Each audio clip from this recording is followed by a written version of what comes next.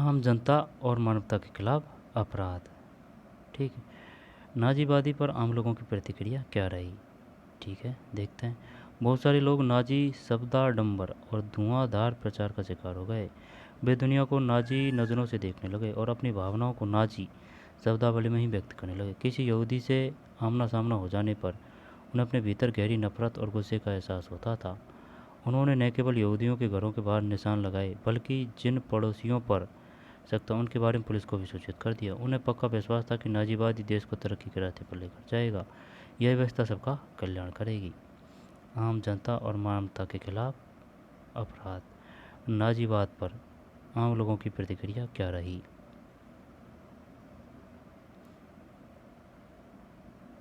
अपनी भावनाओं को नाजी शब्दावली में व्यक्त करने लगे। किसी यहूदी से आमना सामना हो जाने पर उन्हें अपने भीतर गहरी नफरत और गुस्से का एहसास होता था।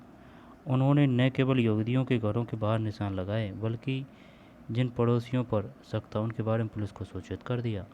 उन्हें पक्का विश्वास था कि नाजीवाद ही देश को तरक्की के रास्ते पर लेकर जाएगा। यही व्यवस्था सबका कल्याण करेगी। लेकिन जर्मनी का हर व्यक्ति नाजी नहीं था। बहुत सारे लोगों ने पुलिस दमन और मौत की आशंका के बावजूद नाजीवाद का जमकर विरोध किया। लेकिन जर्मन आबादी का एक बहुत बड़ा हिस्सा इस पूरे घटनाक्रम का मुख्य दर्शक और उदासीन साक्षी बना हुआ था। लोग कोई विरोधी कदम उठाने, अपना मतभेद व्यक्त करने, नाजीवाद का विरोध करने से डरते थे। लेकिन जर्मनी का हर व्यक्ति नाजी नहीं था। बहुत सारे लोगों ने पुलिस दमन और मौत की आशंका के बावजूद नाजीवाद का जमकर विरोध किया। लेकिन जर्मन आबादी का एक बहुत बड़ा हिस्सा इस पूरे घटनाक्रम का मूक दर्शक और उदासीन साक्षी बना हुआ था। लोग कोई विरोधी कदम उठाने, अपना मतभेद व्यक्त करने, नाजीवाद का विरोध करने से डरते थे। वे अपने दिल की बात कहने की बजाय आंख फेर कर चल देना ज़्यादा बेहतर मानते थे। सही है भाई, कहीं करे और फिर धराया खा जाएगा वे। पादरी न्यूम्योलर ने नाजियों का लगातार विरोध किया। किसने? न्यूम्योलर ने। उन्होंने पाया कि नाजी साम्राज्य ने लोगों पर जिस तरह से निर्मम और संगठित जुल्म किए जा रहे हैं, उनका जर्मनी की आम जनता विरोध नहीं कर पाती थी। जनता एक अजीब सी खामोशी में डूबी हुई थी। गैस्टापो की दहशतनाक कार्यशैली और कुकृत्यों पर निशाना साधते हुए इस खामोशी के बारे में उन्होंने बड़े मर्मस्पर्शी ढंग से लिखा। जनता एक अजीब सी खामोशी में डूबी हुई थी। गैस्टापो की दहशतनाक कार्यशैली और कुकृत्यों पर निशाना साधते हुए खामोशी के बारे में उन्होंने बड़े मर्मस्पर्शी ढंग से लिखा। किसने? न्यूम्योलर ने। पहले वे कम्युनिस्टों को ढूंढते आए। मैं कम्युनिस्ट नहीं था, इसलिए मैंने कुछ नहीं कहा। फिर वे सोशल डेमोक्रेट्स को ढूंढते आए। मैं सोशल डेमोक्रेट्स नहीं था, इसलिए चुप रहा। इसके बाद ट्रेड यूनियन वालों को ढूंढते आए, पर मैं ट्रेड यूनियन में नहीं था। और फिर वे यहूदियों को ढूंढते आए, लेकिन मैं यहूदी नहीं था, इसलिए मैंने कुछ नहीं किया। फिर अंत में जब मेरे लिए आए तो वहाँ कोई नहीं बचा था जो मेरे साथ खड़ा हो सके। सही बात है। क्या नाज़ियों द्वारा सताए गए लोगों के प्रति हमदर्दी का अभाव केवल दहशत की वजह से था? लॉरेंस रीस का कहना है कि यह मानना गलत होगा। लॉरेंस रीस ने हाल ही में अपने वृत्ति चित्र the Nazis a warning from history के लिए तरह तरह के लोगों से बातचीत की थी।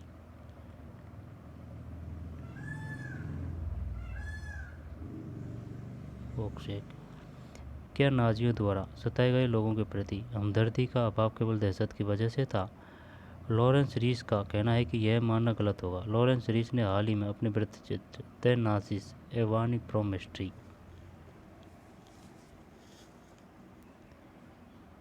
लॉरेंस रीस ने हाल ही में अपने वृत्तचित्र the Nazis a warning from history के लिए तरह तरह के लोगों से बातचीत की थी।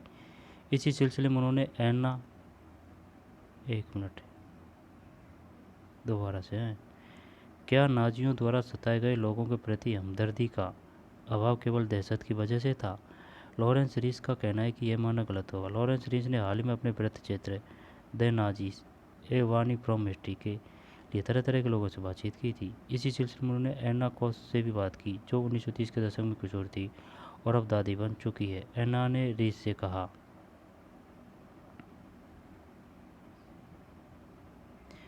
30 के दशक में एक उम्मीद सी दिखाई देती थी। यह बेरोजगारों के लिए ही नहीं बल्कि हर किसी के लिए उम्मीद का दौर था, क्योंकि हम सभी दबा कुचला महसूस करते थे। अपने अनुभव के आधार पर मैं कह सकती हूँ कि उन दिनों तनख्वाहें बढ़ी थी और जर्मनी को मानो अपना उद्देश्य दोबारा मिल गया था। कम से कम मुझे तो यही लगता था कि वह अच्छा दौर था। मुझे अच्छा लगता था।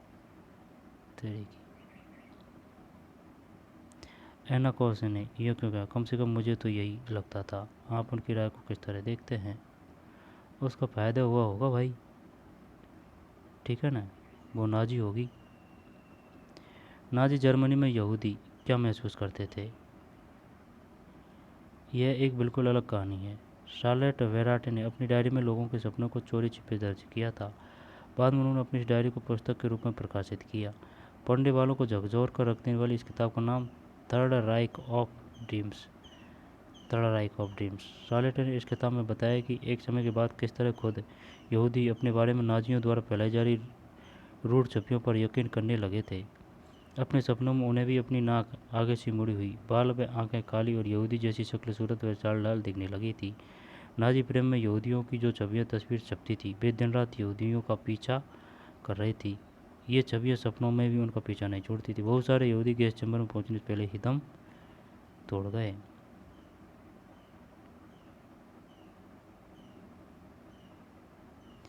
वारंस घेटों के निवासियों ने दस्तावेज इकट्ठे किए और उन्हें दूध के 3 टिनों में रख दिया। जब यह तय दिखाई देने लगा कि अब सब कुछ तबाह हो जाएगा, तो उन्होंने 1943 में तीनों कनस्तरों को अपनी काल कोठरियों के तहखाने में दबा दिए। ये कनस्तर 1950 में लोगों को हाथ लगे।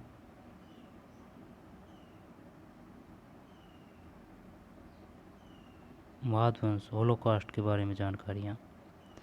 नाजी तौर तरीकों की जानकारी नाजी शासन के आखिरी सालों में रिस कर जर्मनी से बाहर जाने लगी थी, लेकिन वहाँ कितना भीषण रक्तपात और बर्बर दमन हुआ था, इसका असली अंदाज़ा तो दुनिया को युद्ध खत्म होने और जर्मनी के हार जाने के बाद ही लग पाया। जर्मन समाज तो मलबे में दबे एक पराजित राष्ट्र के रूप में अपनी दुर्दशा से दुखी था ही, लेकिन यहूदी भी चाहते थे कि दुनिया उन भीषण अत्याचारों और पीड़ाओं को याद रखे जो उन्होंने नाजी कत्लेआम में झेली थी। होलोकास्ट क्या है? यहाँ पर होलोकास्ट से संबंधित निम्न में से कौन से कथन सत्य है? दोबारा देख लेते हैं। नाजी तौर तरीकों की जानकारी नाजी शासन के आखिरी सालों में रिस कर जर्मनी से बाहर जाने लगी थी, लेकिन वहाँ कितना भीषण रक्तपात और बर्बर दमन हुआ, इसका असली अंदाज़ा तो दुनिया को युद्ध खत्म होने और जर्मनी के हार जाने के बाद ही लग पाया। जर्मन समाज तो मलबे में दबे एक पराजित राष्ट्र के रूप में अपनी दुर्दशा से दुखी था ही, लेकिन यहूदी भी चाहते थे कि दुनिया उन भीषण अत्याचारों और पीड़ाओं को याद रखें जो उन्होंने नासी कत्लेआम में झेली थी। इन्हीं कत्लेआमों और महाध्वंस होलोकॉस्ट भी कहा जाता है। जब दमन चक्र अपने शिखर पर था, उन्हीं दिनों एक यहूदी टोले में रहने वाले एक आदमी ने अपने साथी से कहा था कि वह युद्ध के बाद सिर्फ आधा घंटा और जीना चाहता है। शायद वह दुनिया को यह बताकर जाना चाहता था कि नाजी जर्मनी में क्या क्या हो रहा था। जो कुछ हुआ उसकी गवाही देने और जो भी दस्तावेज आता है उन्हें बचाए रखने की यह अदम चाह घेटों और कैपों में नारकीय जीवन भोगने वालों में बहुत गहरे तौर पर देखी जा सकती है। उनमें से बहुतों ने डायरियाँ लिखी, नोटबुक लिखी, दस्तावेजों के संग्रह बनाए, लेकिन इसके विपरीत जब यह दिखाई देने लगा कि अब युद्ध में नाजियों की पराजय तय ही है, तो नाजी नेतृत्व में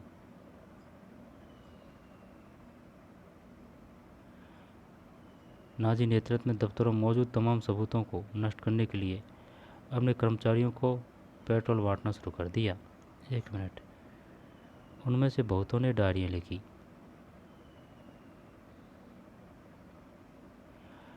नोटबुक लिखी और दस्तावेजों के संग्रह बनाए, लेकिन इसके विपरीत जब यह दिखाई देने लगा कि अब युद्ध में नाजियों की पराजय तय ही है, तो नाजी नेतृत्व ने दफ्तरों में मौजूद तमाम सबूतों को नष्ट करने के लिए अपने कर्मचारियों को पेट्रोल बांटना शुरू कर दिया। दुनिया के बहुत सारे हिस्सों में स्मृति लेखों, साहित्य, वृत्ति चित्रों, शायरी, स्मारकों, संग्रहालयों में इस महाध्वंस का इतिहास और स्मृति आज भी जिंदा है। ये सारी चीज़ें उन लोगों के लिए एक श्रद्धांजलि है जिन्होंने इस शायद दिनों में प्रतिरोध का साथ दिखाया। उन लोगों के लिए भी ये सारी बातें शर्मनाक यादगार है जिन्होंने जुल्म ढाए। उनके लिए चेतावनी की आवाज़ें हैं जो खामोशी में सब कुछ देखते रहे। डेनमार्क ने अपने यहूदियों को चोरी छिपे जर्मनी से निकाल लिया गया। डेनमार्क ने अपने यहूदियों को चोरी छिपे जर्मनी से निकाल लिया था। इस काम के लिए इस्तेमाल की गई नौकाओं में से एक।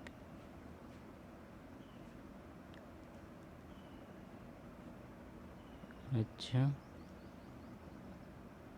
डेनमार्क ने।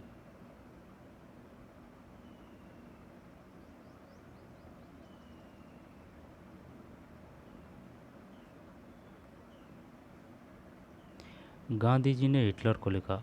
हिटलर को गांधी जी का पत्र। वर्धा, मध्य प्रांत, भारत, 23 जुलाई 1939। प्रिय मित्र, मित्रों का यह आग्रह रहा है कि मानवता की खातिर मैं आपको कुछ लिखूं, लेकिन मैं उनके अनुरोध को अस्वीकार करता रहा हूँ, क्योंकि मैं ये महसूस करता हूँ कि मेरा आपको पत्र लिखना धृष्टता होगी।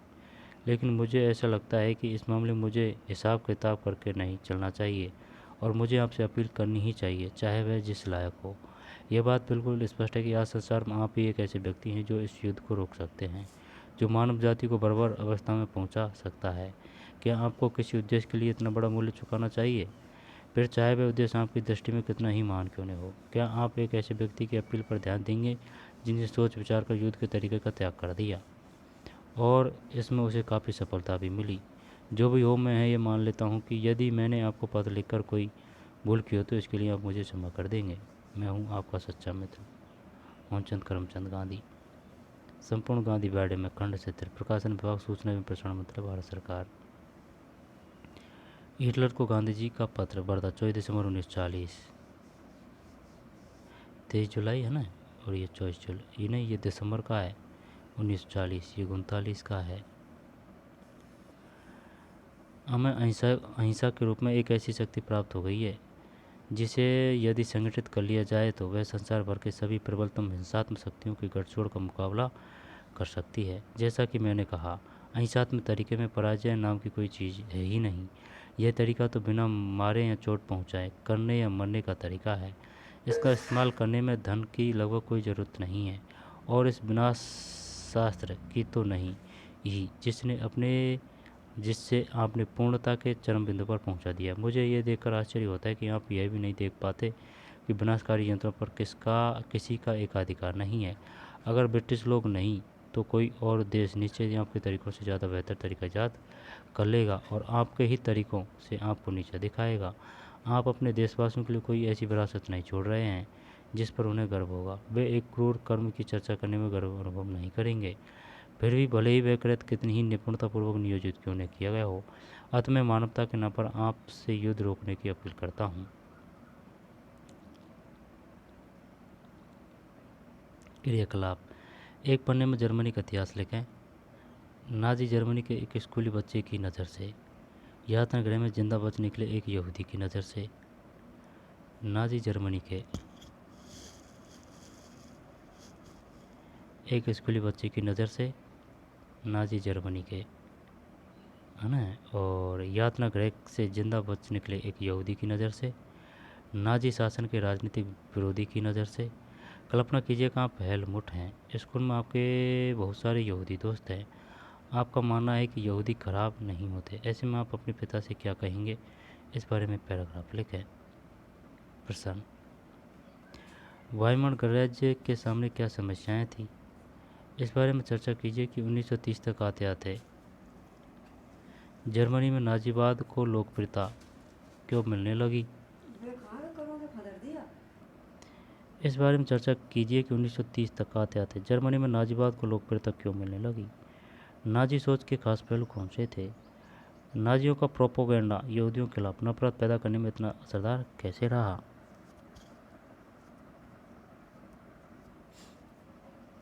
नाजी समाज में औरतों की क्या भूमिका थी? फ्रांसीसी क्रांति के बारे में जानने के लिए अध्याय 1 देखें। फ्रांसीसी क्रांति और नाजी शासन में औरतों की भूमिका का क्या फ़र्क था? एक पैराग्राफ बताएं।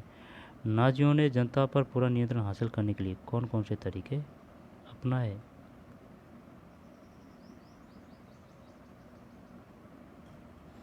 ठीक, ये पाठ अपना हो चुका है पूरा। अब ये खंड लगा रहा है ना, इसको बाद में पढ़ेंगे, पहले इस पाठ को देख लेते हैं। ये पाठ था भाई, वायुमंडल गणराज्य के सामने क्या समस्याएं थी, नाजी सोच के खास पहलू कौन से थे,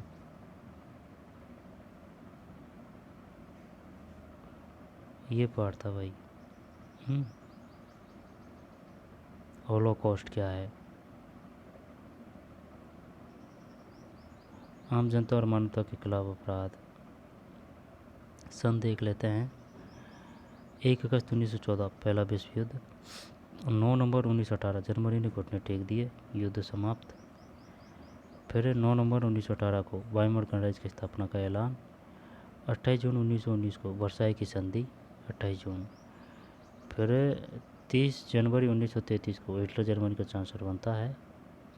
1 सितंबर 1939 जर्मनी को पोलैंड में घुसना, दूसरे विश्व युद्ध की शुरुआत। 1 सितंबर 1939 जर्मनी को पोलैंड में घुसना, दूसरे विश्व युद्ध की शुरुआत। 1 सितंबर। चांसलर कब बनता है? 30 जनवरी 1933। वर्साई की संधि 28 जून 1919 वर्साई की संधि। चांसलर बनता है 30 जनवरी 1933। पोलैंड पर आक्रमण किया था 1 सितंबर। एक तारीख पूछ ली जाती है। सोवियत संघ में घुसती है 22 जून 1941। यहूदियों का कत्लेआम शुरू 23 जून 1941। 8 दिसंबर 1941 अमेरिका भी दूसरे विश्व युद्ध में कूद पड़ा। ये क्वेश्चन आ चुका है कि अमेरिका द्वितीय विश्व युद्ध में कब कूदा था? 8 दिसंबर, 11 दिसंबर, 14 दिसंबर। 8 दिसंबर। सोवियत फौजें ऑस्विट्ज़ को मुक्त कराती है 27 जनवरी 1945। 8 मई 1945 यूरोप में मित्र राष्ट्रों की विजय। 8 मई 1945।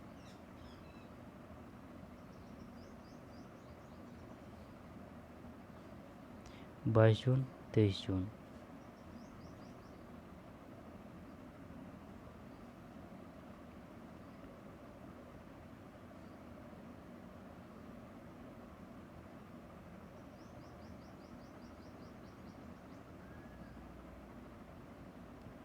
प्रचार की कला, मातृत्व की नासी सोच।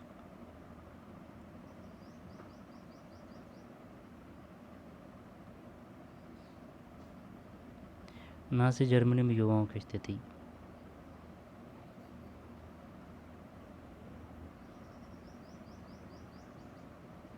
मौत का सिलसिला, पहला चरण बहिष्कार 1933 से 39।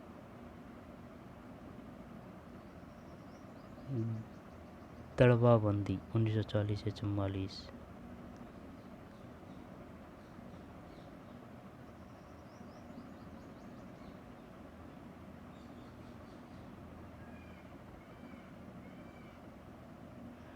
नस्ली कल्पना लोक, यूटोपिया। जिप्सी। जिप्सी नाम से श्रेणीबद्ध किए गए समूह को अपनी सामूहिक पहचान थी। सिंथी और रोमा, ऐसे ही दो समुदाय थे, सिंथी और रोमा।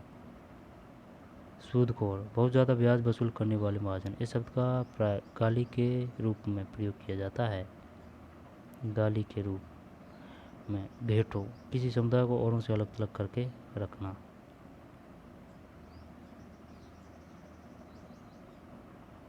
औसविश्य, औसविश्य मतलब औसविश्य 1943-44।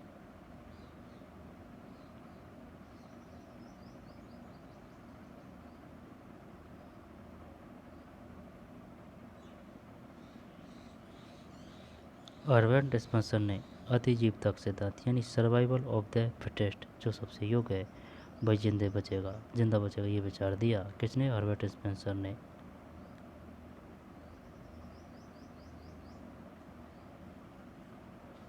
ठीक, ये है वही जर्मनी। बृहत्तर जर्मनी, दोहरी शक्तियों को मदद देने वाले देश, जर्मन कब्जे वाले इलाके, इटली और उसका इलाका, और तटस्थ देश। ठीक,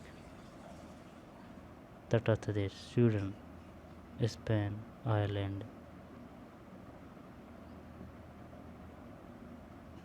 पोस्टर से घोषणा, प्रोक्सवागन।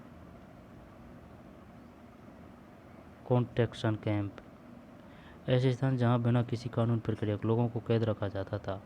ये कंस्ट्रक्शन कैंप बिजली का करंट दौड़ते कटीले तारों से घिरे रहते थे।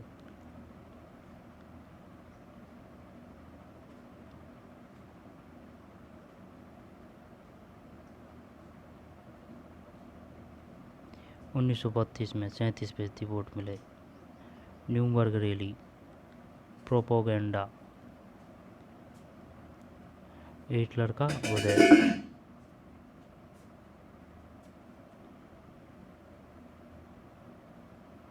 वॉल स्ट्रीट एक्सचेंज, अमेरिका में स्थित दुनिया का सबसे बड़ा शेयर बाजार।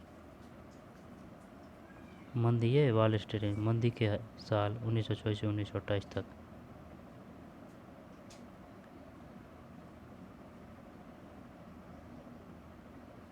राजनीतिक रेडिकलवाद, आमूल परिवर्तनवाद और आर्थिक संकट। अरजाना और खंदक।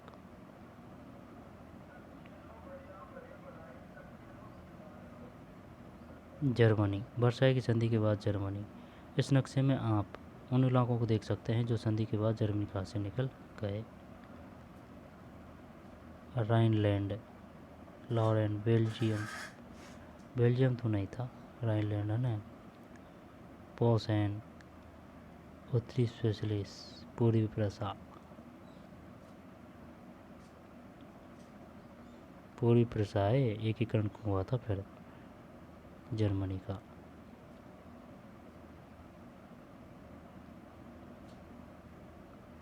उत्तरी स्लेस्विग,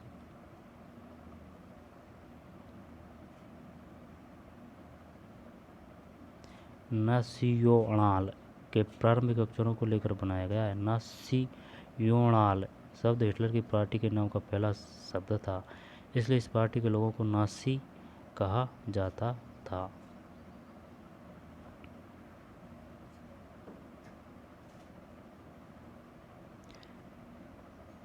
ठीक, तो चलिए मिलते हैं नए वीडियो में। धन्यवाद।